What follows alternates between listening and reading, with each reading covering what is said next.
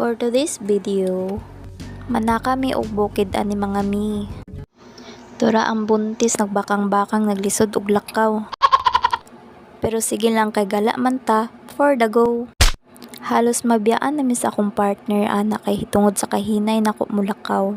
Bugat kay akong gidala mga mi, bugat kayong nasa akong tiyan. Chill pa kay ko diri ana part mga mi kay dili pa man bakilid among nilakwan. Tan-aw na to taod-taod ug dili ba hangakon. Hilas pa ko diri ana part kay gibiyaan ako akong partner moral joke dili ko mangayo og tabang unya. Ug nakasaka na mi ani sa taas mga mi, wala mi ka video kay lagi gitabangan ko sa ako ang partner. Cute kaayo ang ero, di jud siya mag-una sa ako, adi siya mo overtake. Iya jud kong gisunod-sunuran, gusto niya ako mauna permi.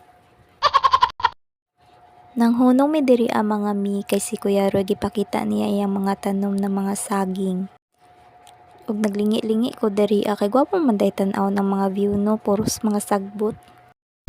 Medyo hadlok lang kay basig na ay bitin, di ko kadagan lisod.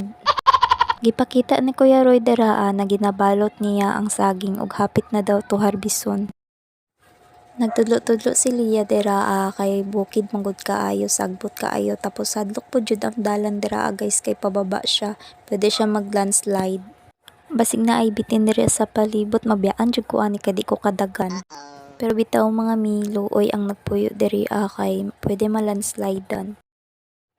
Og pabalik na mi ani, nabiyaan na mi kay dugay kay kumakatikang gihangak na ko pag-ayo.